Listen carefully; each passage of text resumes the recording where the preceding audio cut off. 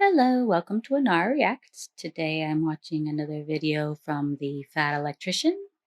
This one on the Indestructible Marine that earned a Medal of Honor at 17 years old, Jack Lucas. So let's find out what he did. I'm gonna be honest with you, I don't know if this is the luckiest man of all time or the unluckiest man of all time, but one thing's for sure, he just might be the toughest.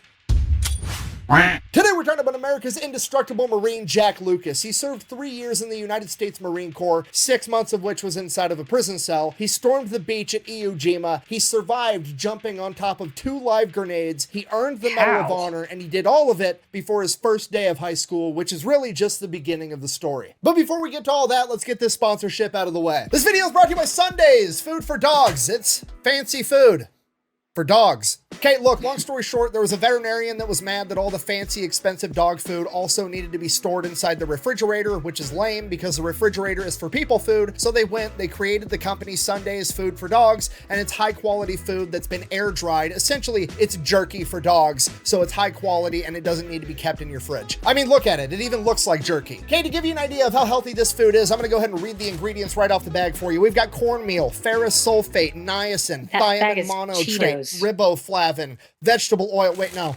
That's the shit I put in my body. The dog food ingredients are as follows. We've got turkey, turkey heart, turkey liver, egg yolk, millet, pumpkin, kale, ground bone, fish oil, salt, parsley. You get the idea. It's really healthy. Which is a good thing because my dog's a pretty picky eater, okay? He likes the finer things in life, like fancy dog food, eating snakes in my backyard, licking his own ass, okay? He's got a very refined palate. It's super important that I get him good food. But not so important that I'm willing to put it inside of my fridge, and that's where Sundays comes in. And the best part is they deliver it right to your door. So if you want to check them out, I'm gonna have a link and a discount code down below. Let's get back to the video.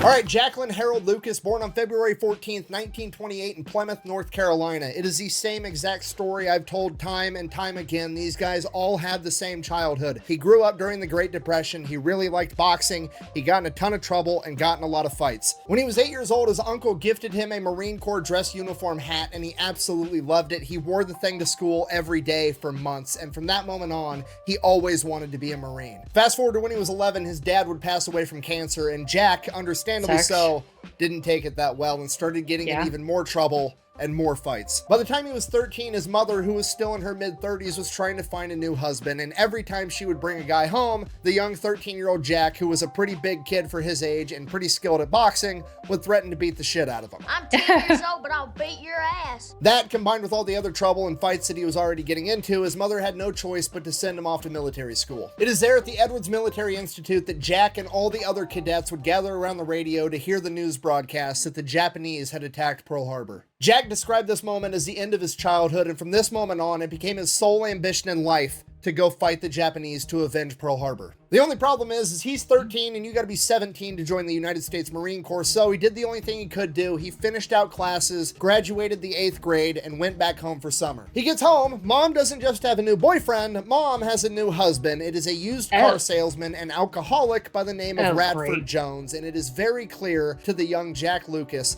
that this man has married his mother for the insurance money that they got from his father passing, and he is already doing his damnedest to burn his way through it. So obviously Jack is not a big fan of this guy and threatens to beat the shit out of him multiple times, which is actually a threat that carries some weight because now at 14 he is 5'8", 180 pounds and pretty good at boxing. So obviously the home life situation is pretty tense. The one redeeming quality of Radford Jones is that he had 2 sons that he brought into the marriage, so Jack now had 2 stepbrothers. And over the course of that summer, he truly came to think of them as his brothers, and then the oldest brother, Billy, would go off and join the Navy. By this point in time, summer's coming to an end. He's getting ready to go back to military school, and he dreads the idea. He doesn't want to go to military school. He wants to go to the military. He wants to be a Marine, and he wants to fight the Japanese to avenge Pearl Harbor. So he decides that's exactly what he's going to do. He goes to the Marine Corps recruiter, lies, says he's 17 years old, gets the parental permission slip to take back home to have his mom sign it. Mom obviously refuses to sign it. He needs to go back to school, not go fight in World War II. So Jack promises his mom, hey, give me your blessing to go do this, and I promise you as soon as I get get back, I'll finish school. At which point his mom is like, okay, fine, you have my blessing, but I'm not gonna lie for you. This permission slip says you need to be 17 years old and you're 14. If you wait till you're 17, I will sign and give you my blessing to go off to war. No, what are you waiting for? Do it! Yes, you can! For Jack, this wasn't good enough, so he forges her signature right in front of her and then tells stepdad Radford Jones to hop in the car and give him a ride to the recruiter's office. They get there, Jack goes in, hands over the parental consent form to the Marine Corps recruiter, and the Marine Corps recruiter's like, great, where's your birth certificate? And Jack is like, what? And the Marine Corps recruiter is like, yeah, we need your birth certificate too. Okay, important context here. There was a ton of people that lied about their age and got into the military way before they should have in the Army and the Navy, but for some reason the Marine Corps during World War II demanded birth certificates and verified your age to a degree that most other branches simply didn't. I have read multiple accounts of this, and I have even personally been told by a World War II Marine that was at Mount Suribachi when they raised the flag at Iwo Jima that if you wanted to be a Marine, you had to be 17. He said, what can I do for you, young man? I said, I want to sign up. He said, how old are you? I said, 16. He says, I can't take you. You got to be 17. He said, when you get to be 17, come back and see me and we can do business. So he could just walk right next door and try to join the Army or the Navy and probably get away with it, but he's always wanted to be a Marine since he was 8 years old. So he walks back out to the car, Radford's still sitting in it, head hanging low. He's absolutely devastated, at which point Radford Jones, fucking stepdad of the year, is like, what? I thought I got rid of you. Why are you back? Jack tells him it's not going to work because he has to have his birth certificate to prove that he's 17 years old. Otherwise, the Marine Corps isn't going to take him. So Radford Jones marches right back into the recruiter's office and goes full car salesman mode. Walks right up to the Marine recruiter and is like, hey, I'm his stepdad. The kid's definitely 17. His mom actually lost his birth certificate in a house fire. Actually, now that I think of it, I don't even think he ever had a birth certificate, you know, because it's the early 1940s and all kinds of people were still born at home. The government doesn't even know that this kid still exists, okay? Don't believe me, we could cut one of his arms off right now and count the rings. I guarantee you there's 17 of them. I think you rings? That's not how it works. You want to works. know why? Because this Buick is you. The color is you. Look at it. This is your car. At this point, the recruiter's like, I mean, all right, fine, whatever. Hands Jack a clipboard with a piece of paper. Fill this out, sign your name at the bottom. Jack does it, signs his name, turns around to, you know, begrudgingly thank stepdad for helping him out. Stepdad's already gone. Car's not even in the parking lot. Dude bounced. Cool, that doesn't matter. He got what he wanted. He is officially enlisted at the age of 14 on August 6th, 1942. Jeez. I'm confused as to why he wanted to go and leave his mom with the alcoholic car salesman, but he immediately gets sent off to basic training and he absolutely crushes it, gets put in a leadership role pretty much the entire time because he's the only one there with military experience because he spent the last year at a military academy. So he already knew most of the jargon, the ranks, how to march, that count as and so on. experience. So he was one of the most high-speed privates there. Besides that, nothing of note really happens while he's at basic training, except he did say he learned one very important lesson. One day, one of the drill instructors, while they were out at the firing line, said, "Who wants to drive a truck?" And Jack, being a 14-year-old who didn't have much driving experience, was actually kind of excited to drive a truck, so he raised his hand and volunteered. At which point, the drill instructor gave him an empty wheelbarrow, told him to go over there, fill it up full of ammunition, and haul ammunition up and down the firing line all day long. It is at this point that he learned to never volunteer for anything in the military ever again. After graduating basic training, he gets sent to Jacksonville Naval Air Base, where he basically gets to be a gate guard and do some more training. Now, he's outside of basic training. This is more advanced training, and when you go to these more advanced training courses, typically you're allowed to have liberty, leave over the weekend. You're allowed to go out into town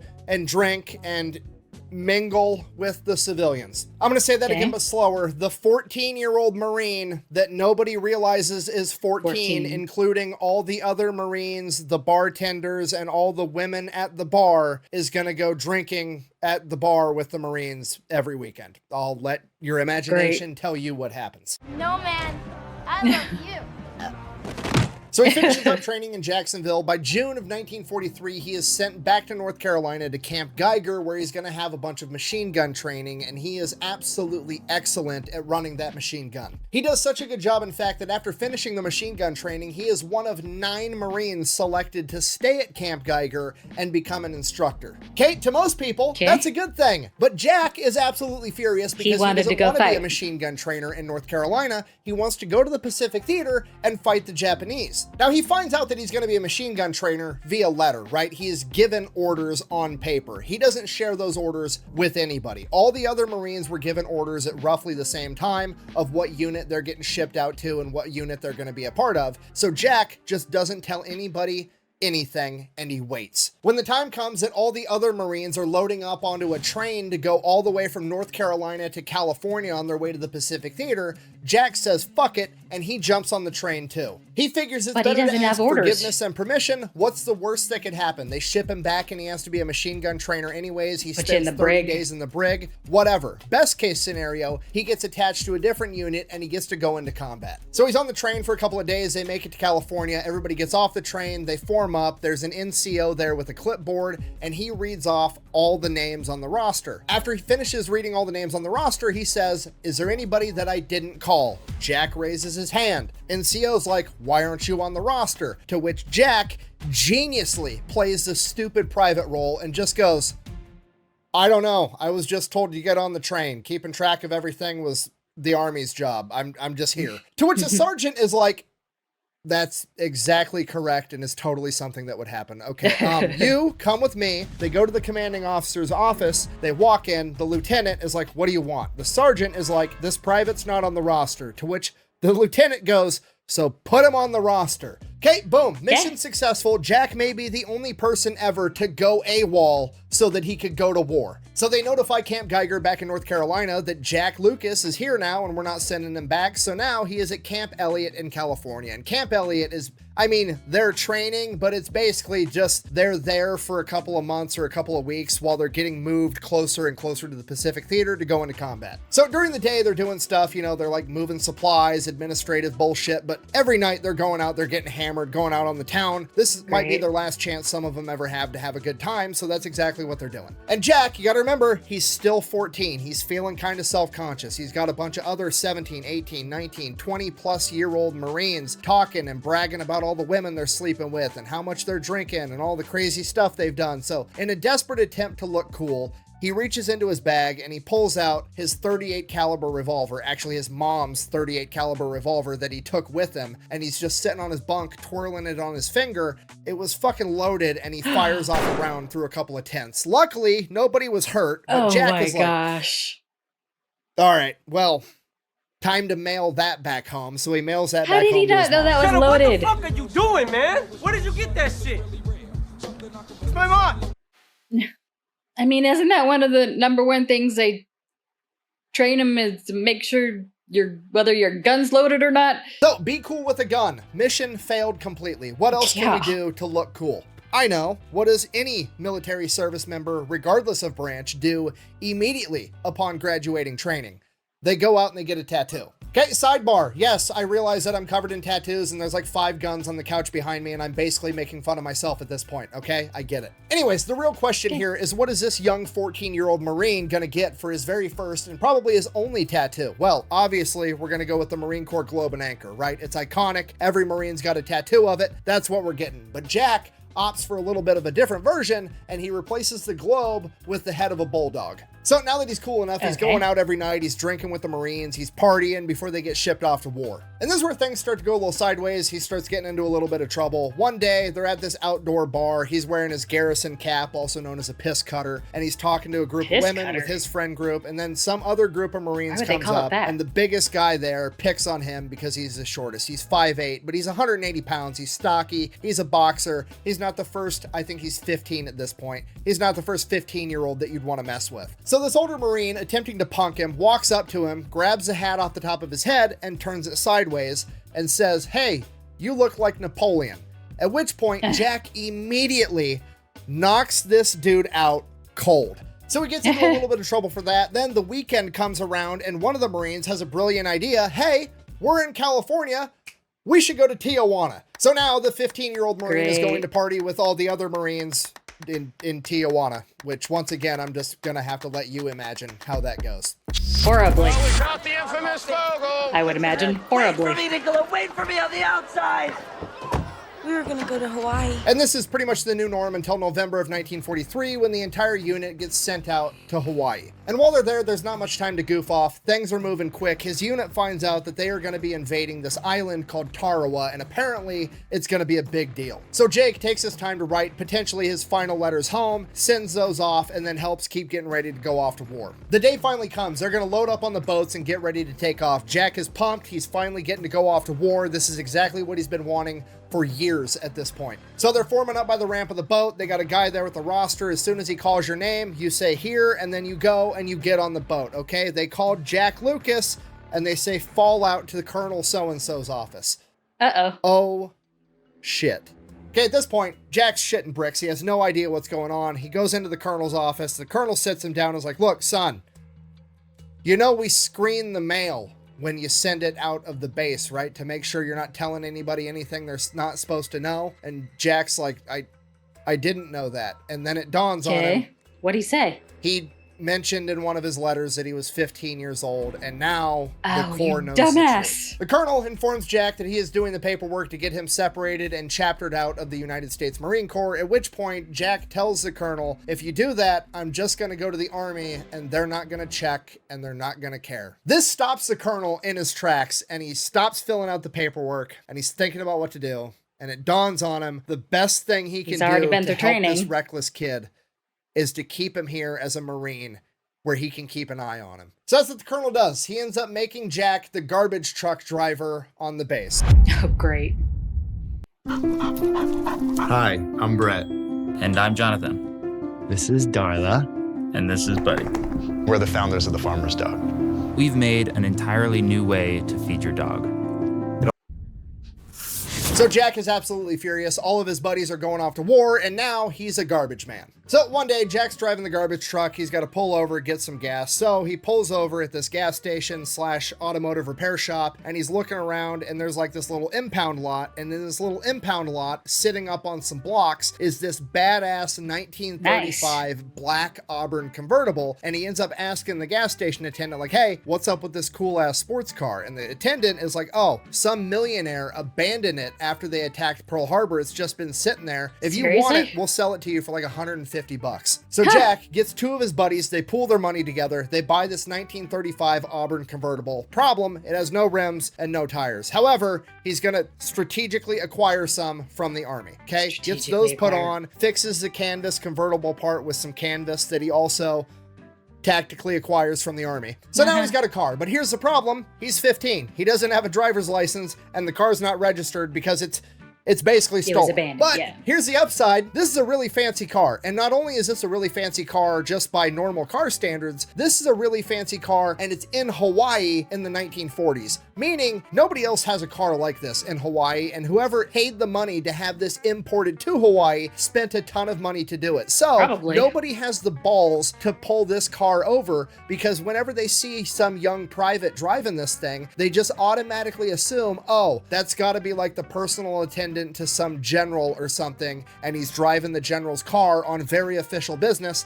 I'm not gonna fuck with him. So now Jack and his two buddies, a couple of Marines, have a car that they're never gonna get pulled over in, cruising around Hawaii. It is at this point that things start to go sideways. Jack is not handling the fact that all of his buddies went off to war without him very well, and every time he gets liberty, he goes out, he gets drunk, and he ends up getting in a fight. He goes on 17 liberties, he gets in 17 fights, he gets arrested 17 times. And on the 18th liberty, he gets in an 18th fight, and this fight is with some 6'3" pretty boy Marine that they're putting on all the posters and the billboards for recruiting. And Jack ends up beating the shit out of this dude and messing up his pretty face, at which point he gets thrown in the brig, and he's awaiting trial by a military court for 45 days. They drag him outside and make him break rocks all day long. After 45 days of that, he finally gets his court date, and his official punishment is time served plus 30 days of bread and water. Bread and water is a Navy punishment that's been around pretty much since the inception of the country, and they didn't get rid of it until 2019. What it originally was back in the day was basically solitary confinement, except for your meals, you get 2 slices of bread and 1 glass of water. And then in 1909, they decided that 30 days, which was the maximum sentence, was too much, and they reduced it down to a maximum of 7 days on bread and water that was allowed. Now, this is the 1940s. That's later than 1909. How on earth did Jack just get sentenced to 30 days of bread and water. Well, the workaround, if you really upset somebody, is they'll still sentence you to 30 days, but once a week you'll get one normal meal and like an hour outside of your cell. That way it resets the clock on your 7-day punishment, because you just can't go 30 days unbroken without a normal meal. So they give you one meal to reset the clock. So that sucks, but he gets through it. By the time he gets out, it's May 1944. Meets back up with his buddies. They still got the car. Everything's good, okay? You just got out of jail. What's the first thing you do? You're a 16-year-old Marine. Obviously, we're gonna go steal a bunch of booze and get hammered.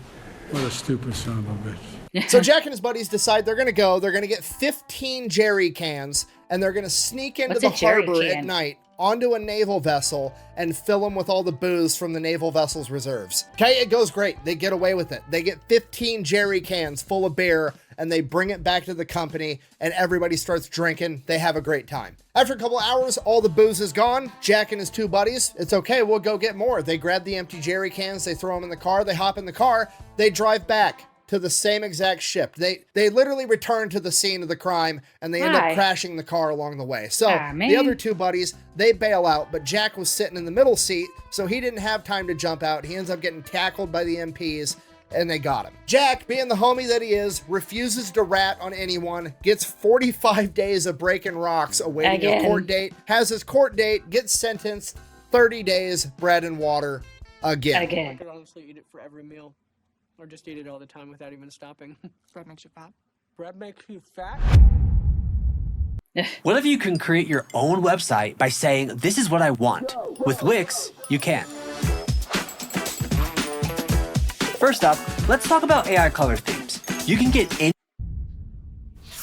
So he does his time, he gets out, and when he gets out, something's different. There's hundreds of ships now, okay? There's a ton of Navy dudes, way more Marines. All the ships are sending Higgin boats ashore to let all their guys go on leave, get supplies, and so on. And he figures there's hundreds of ships out there. One of them has to have my cousin, Sam Lucas, on it, right? So he decides that he's gonna hop in one of these Higgins boats and ride out to one of the ships and start asking around, just see randomly if he can maybe figure out where his cousin's at. So that's what he does. He just hops onto one of these Higgins boats, gets ferried out to a naval vessel. Nobody's really asking questions or verifying anything. They're going back and forth all day long. It's really not that big of a deal. So he gets onto this U.S. naval ship. It's the USS Duel. He gets up, starts asking around like, hey, does anybody know my cousin? His name's Sam Lucas. And holy shit, the very first ship out of a couple hundred is the same exact ship that his cousin's on. Not only that, but his cousin is on board right now, and he's in the infirmary because he's getting stitches because somebody smashed him in the face with a beer bottle in a bar fight.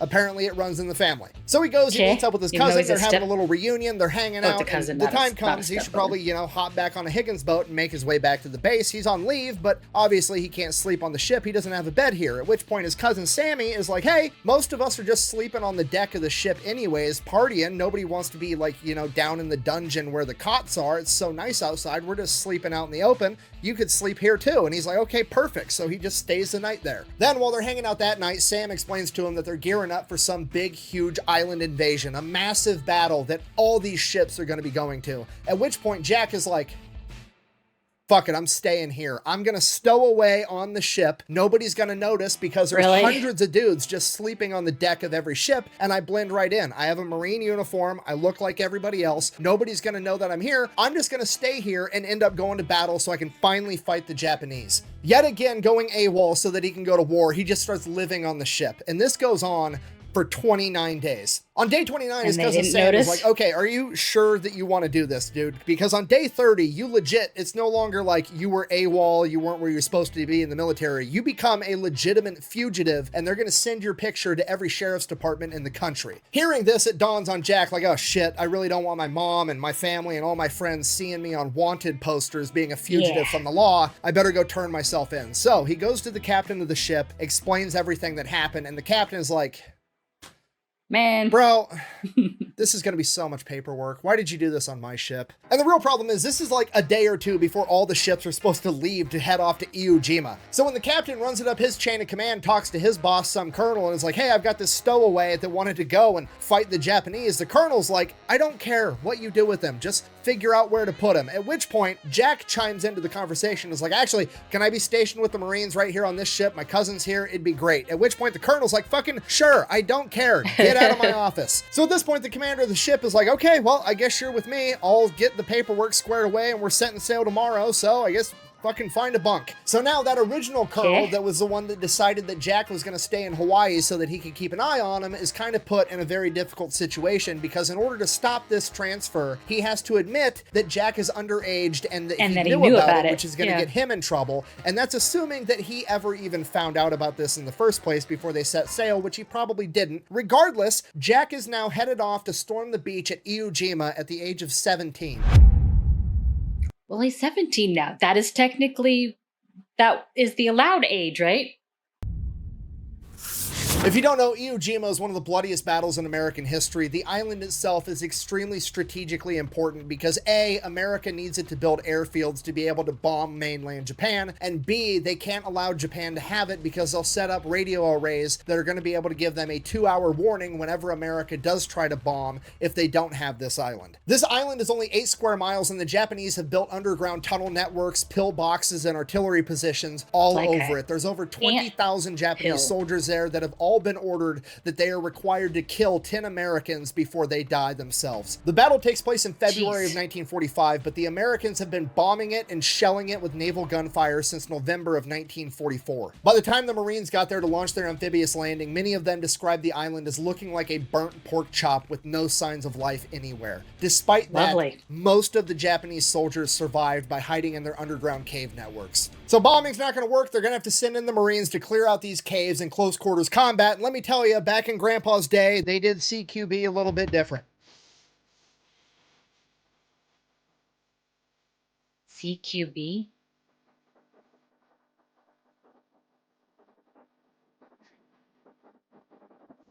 During the attack, forces are pretty much going to be split in half. Half the forces are going to be taking over Mount Suribachi, and the other half are going to make their way north so they can take over the airfield. And Jack is going to be in the second wave landing on Red Beach, meaning that he will be making his way north to attack the airfield. The first wave launches, and it's anticlimactic. There's no gunfire, there's no artillery, it's just the sound of the ocean and the roar of the engine. And some of the Amtraks and Higgins boats start making their way onto the beach and offloading their troops, and thousands of Marines get onto the beach. And that is when the Japanese attack. The Japanese intentionally let the Marines reach the beach before opening fire. That way they could create a bottleneck similar to a traffic jam. Ended up causing Amtraks and Higgins boats to crash into one another, sinking the boats in place. And now the second wave isn't able to launch because they're going to get hung up on all the wreckage of the other Higgins boats and Amtraks. Every square inch of this beach is covered by overlapping fields of machine gun fire and artillery, and the only place the Marines have to take cover is inside the craters created by the bombings from America in the months prior. Initially, it's chaos, but eventually the Marines are able to get organized enough to start having crews go out and start moving the wreckage of the Higgins boats and the Amtraks, clearing a way for the second wave to make a landing. And after the 2 longest hours in these guys' lives, they finally launched the second wave. Jack is riding in on a Higgins boat. He said the only thing he could hear was the roar of the engine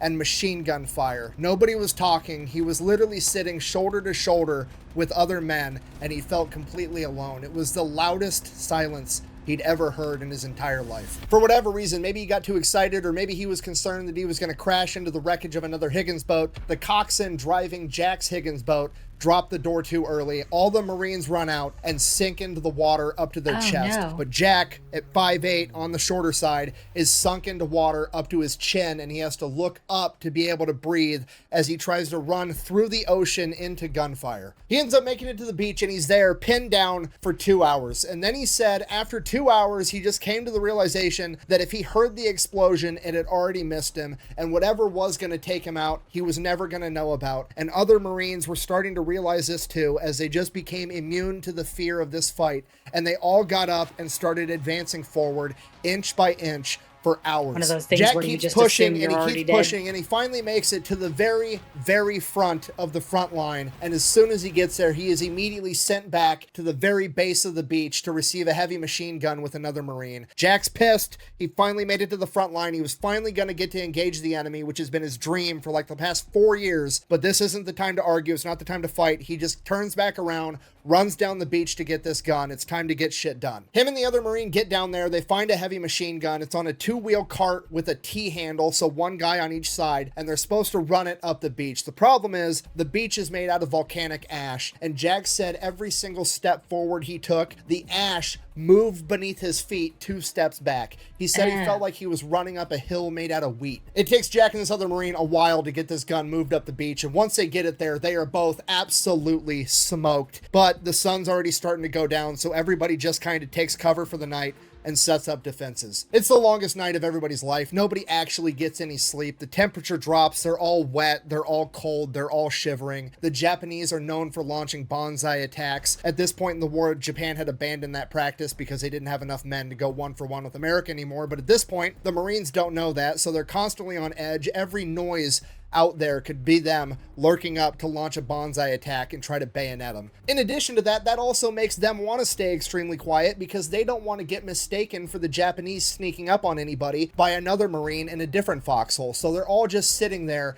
shivering, cold, wet, dead quiet, waiting. Morning finally comes and they start making their way towards the airfield. The closer they get, the more and more enemy resistance they encounter. They start getting in a firefight here, a firefight there, and once they get close to the airfield, they actually end up taking over a Japanese trench that had been abandoned because the Japanese knew they were coming and fled into their cave network. Jack and his fire team absolutely were not about to try to follow them into the cave, so they just held their guns, pointed at the cave entrance, and called up a flame-throwing Sherman tank from the back. As the Sherman made its way there, the Japanese inside saw it coming and ran out of the cave, at which point Jack and his fire team opened fire. Jack shot one, and then he shot another, and then his gun jams. Jack ducks down into the trench to unjam his weapon, and at that moment, he sees 2 Japanese grenades sitting in the trench between him and the guy in front of him. At this point, Jack has 50 questions, and he has to answer all of them in the span of a couple of milliseconds. How'd those get there Did the without him Japanese noticing? leave those grenades there? Are the pins still in them? Did they throw them in and we didn't notice because it's a firefight and there's all kinds of crazy shit going on? If they did pull the pins and throw them into the trench, how long have they been there? Those grenades only have a 4-second fuse. Do I have time to yell grenade and have everybody get out of this trench? If I yell, are they going to hear me over the sound of this firefight? He doesn't know, so he has to assume the worst and that grenade is going to explode in a second. And with that, he accepts the fact that he is going to die in this trench at 17 years old. And the only question left is, does he want to die by himself, or does he want everybody else in the trench to die with him? Because right now, he is the only one that knows, and he is the only one that can do anything about it. And that's not a real question to begin with. So he immediately dives on the first grenade, using his chest to drive it into the volcanic ash, reaches over, grabs a second grenade, and pulls it into his chest as he screams grenade, and they blow up. Oh. And he somehow managed to survive So that? is this up to date? Mostly. In my last job, we used this tool called Scribe for onboarding. Scribe? What's that? Hundreds of pieces of shrapnel are launched into his body as the force of the explosion flips him like a 180-pound pancake. He lands flat on his back. He feels like he's underwater. He can't move. Everything's numb and tingly. He hears a very loud, high-pitched ringing with the faint noise of a gunfight that's right next to him unfolding. After a few seconds, he feels the 2 Marines behind him step over what they presume to be his dead corpse as they continue to advance towards the enemy, and suddenly Jack is alone. Unable to move, the only thing he can do is focus on spitting out and swallowing the blood currently running down his throat so that he doesn't drown. He's not sure how long he was alone, but he remembers being alone long enough to start praying to God to not let him bleed out. And then, more Marines hop in the trench, a whole fire team, and with them is a Navy corpsman, a medic, Doc. And what this corpsman sees is a 180-pound Marine covered from head to toe in blood. His clothes are completely shredded. His arm is mangled. He has one eye hanging outside of his skull by the optic nerve, and he is holding a grenade in his other hand. Apparently that one was a dud, and Jack had no idea that he was still holding on to it. The corpsman, not knowing the status of this grenade, acts fast. He grabs a grenade out of Jack's hand and throws it into the adjacent ditch that he presumes is empty, and then 2 Japanese soldiers pop out and attack. The corpsman ends up killing both of them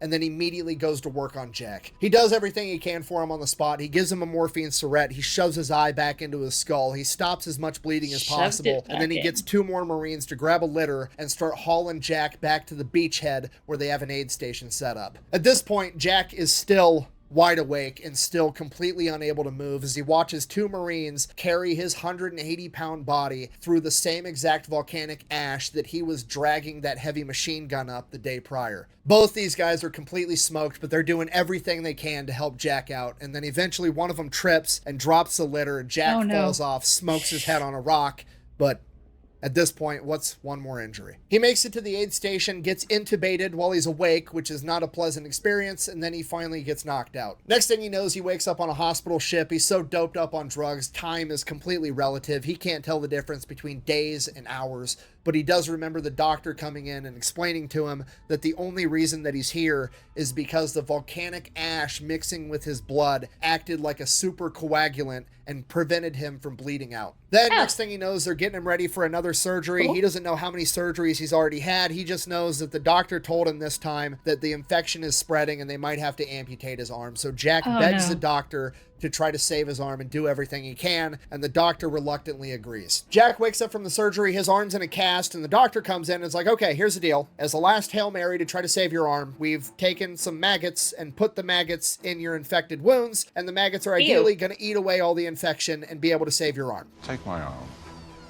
Next thing he knows, he's on his way to Guam. Once he gets to Guam, he's in this hospital bay with like 5 other Marines. And then they go to take his cast off for the first time since he had it put on. And when they take it off, it is completely full of gray and yellow pus. And he said it was the most horrendous thing he has ever smelled in his entire life. All the other wounded Marines in this bay got up and left. And one of them literally had to crawl on the ground because he was so messed up. And he did it just to get away from the smell, and Jack said it was so bad that he didn't blame any of them at all. He then ends up getting sent back to California, where he undergoes over 20 surgeries. Over the course of these surgeries, they remove over 250 pieces of shrapnel from his body, ranging in size from a BB to a 22 caliber bullet. And that's just the shrapnel that they were able to get out. He will live the rest of his life with 8 pieces of shrapnel permanently lodged in his brain, 6 in his right lung, and over 100 pieces throughout the rest of his body. In addition to that, he now also has what he describes as tattooing all over his chest and arms because the volcanic ash was rocketed into his flesh and his wounds and is now healed into his skin. From there, he gets sent closer to home to a hospital in Charleston, South Carolina, where he undergoes a ton of PT, and he ends up getting medically discharged from the Marine Corps in September of 1945. And with that, he goes back home to Plymouth, North Carolina to live with Mom. And he's there for a couple of weeks, and he gets a phone call that he needs to report to Washington, D.C. on October 5th,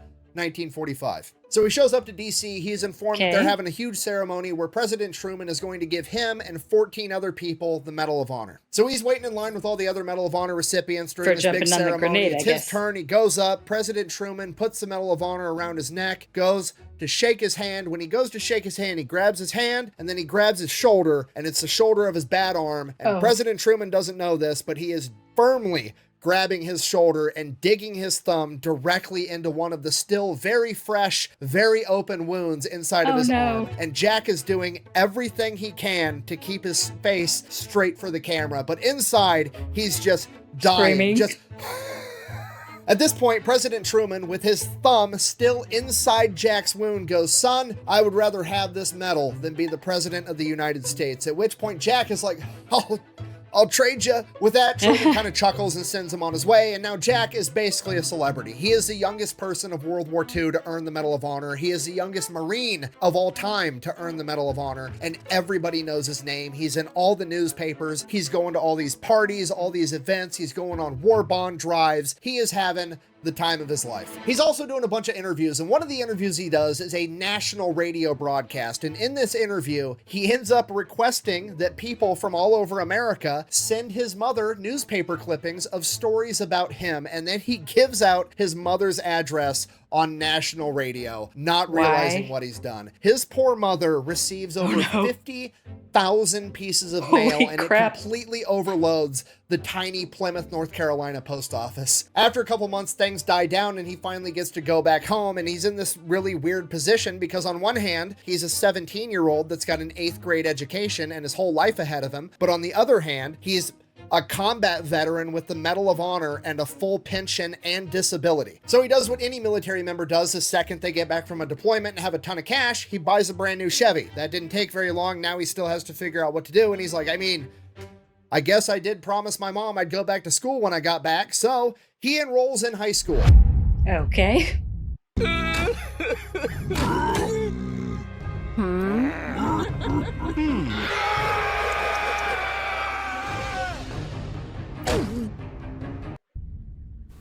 Okay, just so we're all on the same page, Jack is rolling up to his first day of his freshman year of high school in a brand new Chevy with 3 years in the Marine Corps under his belt, a 6-month prison sentence under his belt, the Medal of Honor, both conventional and unconventional tattoos. Okay, guess who he's taking to prom? Probably whoever he wants, but I guess that's also assuming that he wants to go to prom because it probably doesn't sound very fun after you've been partying in Tijuana with the Marines. Okay, right out of the gate, he realizes something is horribly wrong. First day of school, very first class, everybody sits down, gets quiet, the teacher's talking. He's looking around like, okay, nobody else is hearing this. It's clearly just me, because all Jack hears is tinnitus. Hey, you gotta remember, he was in a firefight with an M1 Grand shooting 30-06 rounds with no hearing protection, okay? This 17-year-old doesn't have tinnitus, he's got 11-itis. So he immediately takes some time off school, goes out, goes to the VA, gets fitted for hearing aids. I can only imagine the VA was still skeptical, you know, like, are you sure this was service related? After he gets the hearing aids, he does great in high school, goes on, graduates, then he decides he's gonna go to college. Again, I would pay money to read this guy's college application or to be a fly on the wall when they were reviewing the college applications. He goes on, graduates college with a business degree, then he goes to work for the VA. 1954, he ends up getting married. His new bride has 2 sons from a previous marriage that he treats as his own, and then she gives him another son. From that point on, he's just kind of living life, you know, 9-to-5 job, white picket fence, couple of kids, a wife, you know, the whole shtick, and then one day he wakes up and he's 40 years old and he's like, this shit's boring. I want to do something cool. I don't know, conquer the rest of my fears. I literally only have one fear left, and that's heights for some reason. So how can I conquer my fear of heights? That seems like something exciting to do. I know, I'm going to re-enlist in the United States military, except this time I'm going to join the Army to join the 82nd Airborne Division and become a paratrooper so I can conquer my fear of heights. And that's exactly what he does. He somehow manages to get into the 82nd Airborne and become a paratrooper. So he joins in 1961, does great, starts doing training jumps. He's kind of like conquering his fear of heights, you know? It's pretty cool. You just jump out of the plane. There's a rope attached to your parachute. As soon as you get so far away from the plane, it automatically pulls the parachute for you. There's a jerk. You fall to the ground. That kind of hurts for a second, but ultimately, you're fine. Okay, then one day he's doing another training jump. He's the last man to jump out of the plane this time. No big deal. He's done this like 20 other times. It's just another day. It's another jump from 1,200 feet, right? So he goes, all the other guys jump out in front of him. He's the last man out of the plane. He jumps out, and then he waits. And he waits. There's no jerk. He looks up, his parachute's all tangled up. It's not catching any wind. He tries to open it up. He tries everything they taught him how to do. Nothing works. So he gets rid of it, pulls his reserve chute. The same exact thing happens. Fuck. Okay, he's panicking. Really? He's flying past other people that have their parachutes open on his way down to the ground. It's just going to be a matter of seconds. And he's like, I mean, I'm probably done, but the best chance I have at maybe surviving this is landing feet first and doing the little combat roll like you're supposed to do when you have the parachute attached. So fuck it, I guess I'll try it. And that's what he does. He collides with the ground, feet first, does his little roll thing, and then stands back up, completely fine. Okay, this man's got plot armor and a plot parachute, okay? I don't know what he had planned for the rest of the evening, but I'm willing to bet it was to find John Connor. And just to be clear, when I say he was unscathed, he was completely unscathed. He did another training jump 2 weeks later. He said that first jump after the accident, he didn't hesitate at all. He jumped right out. He wasn't scared one bit, which sounds counterintuitive. You would think if anything would make your fear of heights a little bit worse, it would be jumping out of a plane with no parachute. But then you think about it and you're like, he jumped and didn't get hurt. Scared. What's the worst that happens? Your parachute doesn't open and then you're the main character and you're completely fucking fine? Why would you possibly be scared of heights anymore? He goes on to complete 45 jumps between 1961 and 1965. He got out in 1965 when he found out that the United States Army was not going to allow him to deploy to Vietnam because he was a Medal of Honor recipient. So he's like, well, this is lame. I've conquered my fear of heights. Deuces, I'm out. You can't go. Would this make you buy a Ridge wallet? 2 people could if win you a have Lamborghini Medal of or a Honor, you can't go back into a Hennessy combat. Velociraptor, or $100,000? Hold on. Let me explain. This is Daniel and his dad, the founder. After leaving the military, he opens up a butcher shop. Remember, he's a business major. That's what he went to college for. So he runs it really, really well. And over the course of the next decade, he grows that business. He opens up multiple butcher shops, multiple storefronts. He ends up owning a ranch where they actually raise the cattle that he slaughters in his butcher shops and sells at his stores. During this same period of time that he's growing the business, he unfortunately ends up getting a divorce from his first wife, and then he ends up getting another wife by the name of Erlene. They end up having 2 more kids, and she brings several kids from a previous marriage as well. I'm just gonna level with you. Jack is doing pretty well financially at this point in his life, okay? He's rich. He's like living in a 15-bedroom mansion with multiple sports cars and a pet chimpanzee that wears a dress. Rich. No, I'm not exaggerating. That's all true. Then one day he gets a call from the IRS and was like, hey, why haven't you paid taxes in like 2 years? And he's like, what are you talking about? So then he calls up the accountant, and the accountant looks into it, and his wife, who does the bookkeeping, has apparently elected to just not pay the taxes. Not only has she not been paying the taxes, she's also been taking money out of the business that Jack didn't know about. No,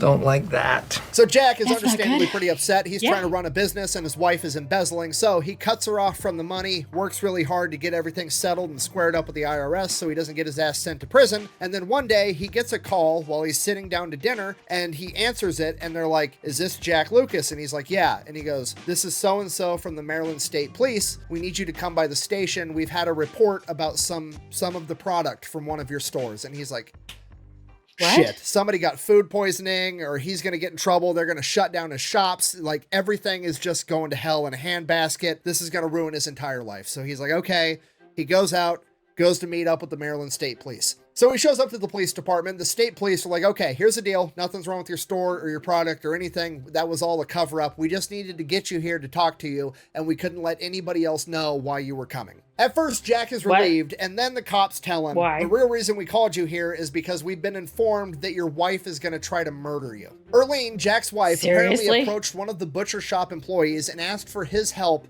to kill Jack. Right. He apparently went along with it and then immediately went to the police, and now the police are setting up a sting operation to catch his wife. And now the Maryland State Police need to get Jack on board with this sting operation because they're planning to murder him tomorrow. So the current murder plot is that the butcher shop employee and a guy named Jerry, who is Jack's stepdaughter's husband, are gonna sedate him at one of the butcher shops after work. Then while he's unconscious, they're gonna load him into his car, drive him out to his cattle ranch where he has a little cabin, and then they're gonna meet up with Erlene. She's gonna have the getaway vehicle and the gun. Now, in addition to that, the cops wanted to make sure they had somebody with a gun in the room at all times in case things went sideways. So they had the butcher shop employee go to Erlene and Jerry and was like, hey, I actually know a hitman. And they're like, oh my God, see if he'll help us. And he's like, good news, my hitman buddy said that he would help us. That's the undercover cop. So now there's an undercover cop that they think is a hitman that's just like consulting for them, that's helping them with this operation as well. So the next day rolls around, sure enough, Jerry calls up Jack and is like, hey, me and some of the butcher shop guys and another one of my buddies are all gonna have some beers after work. You should come by. To which Jack is like, absolutely, I'll be there. Jack shows up. Jerry conveniently already has a beer open for him, hands it to him. Jack pretends to take a drink out of it because he knows that there's sedatives in that beer, and then he's like, I gotta go take a piss. He goes over to the bathroom, dumps a sedative beer in the sink, throws away the bottle. He's already stashed another beer bottle in that bathroom. He pulls that out, opens it, goes out, sits at the table, starts drinking with the rest of the guys. As he starts drinking more and more, he kind of starts to act, more and more sedated. He starts kind of like, nodding his head and pretending like he's falling asleep. He's really selling it. Okay? He should have been an actor. And he ends up just, passing out altogether, and he lets these 3 dudes load him up in his own car. So they're all headed out to the ranch to kill him. The hitman, the undercover cop, decides that he's going to light up a cigarette and have a smoke during the drive, at which point Jerry is like, hey, put out the cigarette. Jack doesn't like people smoking in his fancy car. At which point Jack is pretending to be unconscious, but he's actually fighting for his life to not laugh because motherfucker, you're murdering me right now and you're worried about somebody smoking in my car. I don't know. It was just funny to him. So his belly kind of starts to jiggle a little from laughing, and the undercover cop smacks his belly secretly to get him to stop. But then he oh, this guy's not going to care for long. Ha ha ha. But really he was just smacking him to get him to quit laughing. I mean, let's face it, at this point, Jack's got plot armor. He knows he's going to be fine. Who cares? So they get to the ranch, they get Jack unloaded and into the cabin, at which point Erlene's not there with the gun. And everybody's kind of like, well, what the fuck? And Jerry's like, oh, I actually talked with her. She's down the street at the gas station. We're going to go get her. Okay, me and hitman undercover cop guy are going to hop in the car. We're going to go pick her up. Butcher shop employee, you stay here. Make sure he stays unconscious. Okay, good. They go to get Erlene. They swing by the gas station. Erlene follows them in her car back to the ranch, at which point they arrive and cops are already there ready to stop the whole scenario. The undercover cop in the car with Jerry pulls his gun out, points it at him, says something cool like, ha, gotcha, you son of a bitch. And then the whole crime is over. Erlene had brought a gun, and that was enough evidence to be able to convict her to guarantee that she was actually going to go through with this murder. And here's the kicker. Jack owned a lot of guns. He had a lot of money. He was a veteran. He liked guns. Of all the guns he had, she elected to grab his 38 caliber pistol, his mother's 38 caliber pistol, the same one that he had in the Marine Corps twirling around his finger in the tent that he had accidentally shot off. His most sentimental weapon, and she was going to shoot him in the head with it. And despite that, Jack goes to court and testifies on her behalf because he doesn't want the mother of his kids in prison for 20 years, which is what she was facing, and she gets pleaded down to 10 years of probation. Obviously, they still separate. They get a divorce. He ends up moving back to North Carolina, buys a plot of land, sets up a detachable garage, buys a mobile home, and he's just kind of living there. Then him and Erlene's oldest son, Kelly, comes to live with him, and that's what he's got going on. He kind of let everything else in his life go. He's living in this mobile home, and everything just kind of is what it is. Then, before Jack can even get the city to run a water line out to his new mobile home, the neighbor ends up lighting his mobile home on fire with him in it because he didn't want neighbors. So he wakes up in the middle of the night to the smell of smoke. Him and Kelly get out of the mobile home. The entire thing burns completely to the ground. He loses everything, all of his guns, all of his pictures, letters, all of his stuff from his time in the service. And the next morning, the only thing he's able to pull from the ashes of his mobile home is the actual star itself from the Medal of Honor. This ends up making it into the papers, you know, war hero almost assassinated by his wife, has his house burnt down. Now he basically has nothing. At this point, one of his buddies from Maryland hits him up and is like, hey, I got this new property. I'm building a farmhouse out in the country. Why don't you just, you know, come help me with it if you don't got anything else going on? So he's like, okay, fuck it. Sure. I mean, I don't have anything else to do. So he goes back to Maryland. What happened to he's the basically business camping that he was at night running? and then working on this farmhouse during the day, him and his son, Kelly. They're there for 2 weeks, and then the cops show up and arrest him because this property has a bunch of marijuana growing on it, and they think that he's a marijuana farmer. Again, this makes it into the papers. War hero, Medal of Honor recipient, caught growing marijuana. And his name's plastered all over the papers, and then it finally ends up getting dismissed in court because they realize, oh, he's only been here for 2 weeks, and these are fully matured marijuana plants. There's no way he had nothing to do with it intentionally or doing it at all. So he ends up getting let go, and the whole thing kind of goes away. But he's like, the dude just can't catch a break. So he ends up moving back to North Carolina to his property where his burnt down mobile home was, and now he's living inside of the detached garage. And to make things worse, the IRS starts garnishing all the money he gets from being a Medal of Honor recipient and his disability checks, because apparently the situation with Erlene was worse than he had originally thought, and he apparently still owes the IRS money. So they're taking all of his government benefits as well. Once again, the newspapers hear about this. They run with the story. A veterans organization finds out, and they put a ton of pressure on the IRS to fucking knock it off. The dude's a Medal of Honor recipient.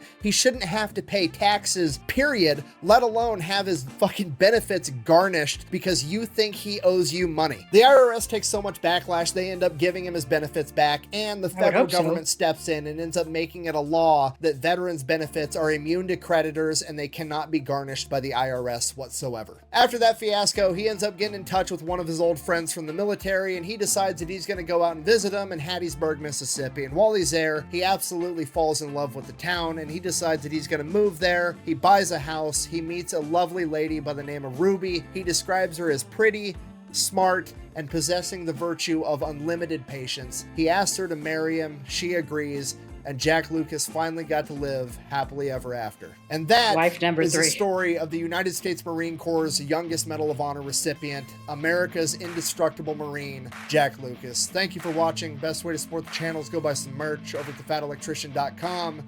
Quack bang out.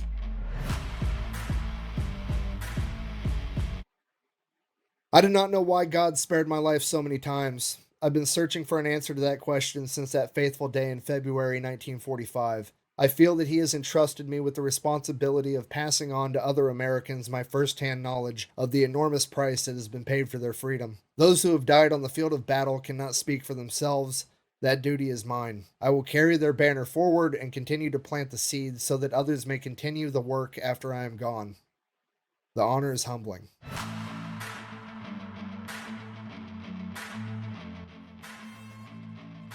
I walked up there and saluted. The president said, "I'd rather have this medal than be president of the United States." And I said, "Sir, I'll swap you." And he just laughed. I don't feel like I'm some big hero or anything like that. The real heroes are the ones who had to give their all, their life. And they are the truest heroes in my book. Alrighty, there you go. The youngest Marine to get the Medal of Honor. And I cannot believe that he survived all the things that he survived, but then had the horrible, horrible luck with his second wife that tried to kill him, and all the things that happened to him subsequently with the IRS and his house and everything else. It's just ridiculous. I mean, good that he finally got a happy ending in the end with wife number 3, but still, geez, that's ridiculous. And I'm guessing the second wife that tried to kill him, did she have control over the business, or was that completely taken over by the IRS? I don't know, because I would have thought he would have still had funds or whatever coming in from that, but maybe not. Absurd. All right, if you got any recommendations for other videos to watch, drop it in the comments, and I'll put a link to the original video in the description.